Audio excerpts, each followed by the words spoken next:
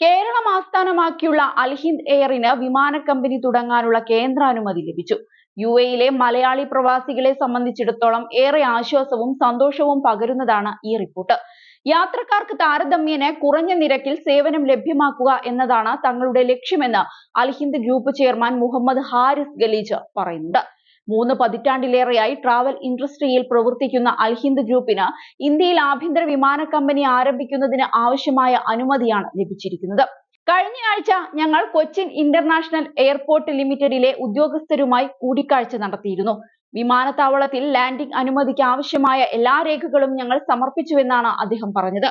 Airline ആരംഭിക്കുന്നതിന് തങ്ങൾക്ക് നേരത്തെ തന്നെ നോ ഒബ്ജക്ഷൻ സർട്ടിഫിക്കറ്റ് ലഭിച്ചിരുന്നുവെന്നും പരമാവധി 2025 ജനുവരിയോടെ പ്രവർത്തനം ആരംഭിക്കാനാകുമെന്നുമാണ് പ്രതീക്ഷിക്കുന്നതെന്നും അദ്ദേഹം കൂട്ടിച്ചേർത്തു.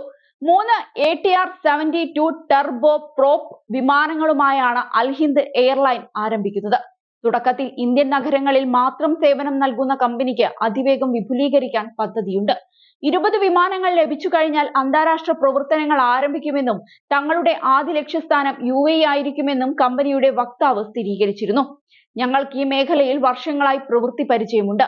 ഞങ്ങളുടെ ഏറ്റവും വിശ്വസ്തരായ ഉപഭോക്താക്കളിൽ ചിലർ UAEയിൽ നിന്നുള്ളവരാണ്. UAE പ്രവാസികൾക്ക് സേവനം നൽകുന്നതിനായി ഞങ്ങളുടെ ടിക്കറ്റ് നിരക്ക് വിപണിയിലെ തന്നെ ഏറ്റവും താഴ്ന്ന നിരക്കിലായിരിക്കുമെന്നും അദ്ദേഹം പറഞ്ഞിരുന്നു. മിഡിൽ ഈസ്റ്റ് തങ്ങളുടെ അന്താരാഷ്ട്ര പ്രവർത്തനങ്ങളുടെ കേന്ദ്രമായിരിക്കുമെന്നും അദ്ദേഹം കൂട്ടിച്ചേർത്തു.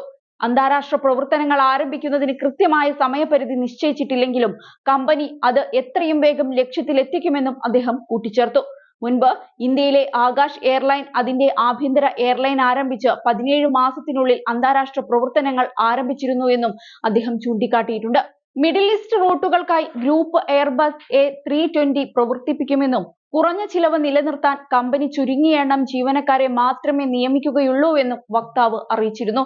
അൽഹിന്ദ് മാനേജ്മെന്റ് കേന്ദ്ര സിവിൽ ഏവിയേഷൻ മന്ത്രിയും ഡയറക്ടറേറ്റ് ജനറൽ ഓഫ് സിവിൽ ഏവിയേഷനും ഉൾപ്പെടെയുള്ളവരുമായി കൂടിക്കാഴ്ച നടത്തിയിട്ടുണ്ട്.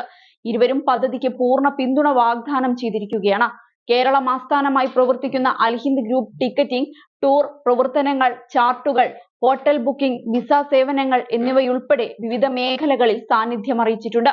കമ്പനിയുടെ രേഖകൾ പ്രകാരം 8 ബില്യൺ ദിർഹത്തിന്റെ വിറ്റുവരവാണ് ഗ്രൂപ്പിനുള്ളത്. UAEയിലെ അൽഹിന്ദ് ബിസിനസ് സെന്ററിന്റെ കുടക്കീഴിൽ പ്രവർത്തിക്കുന്ന ഗ്രൂപ്പിന് 19 വർഷത്തിലേറെയായി രാജ്യത്ത് സാന്നിധ്യമുണ്ട്. നിരവധി എയർലൈനുകളുടെ ജനറൽ സെയിൽസ് ഏജന്റ് കൂടിയാണ് അൽഹിന്ദ് ഗ്രൂപ്പ്. കമ്പനിക്ക് കേരളത്തിലും ന്യൂഡൽഹിയിലും 2 ഓഫീസുകളാണുള്ളത്. അന്താരാഷ്ട്ര പ്രവർത്തനങ്ങൾ ആരംഭിച്ചു കഴിഞ്ഞാൽ UAEയിലും ഓഫീസ് ഉണ്ടാകുമെന്നാണ് കമ്പനി വക്താവ് അറിയിച്ചിരിക്കുന്നത്.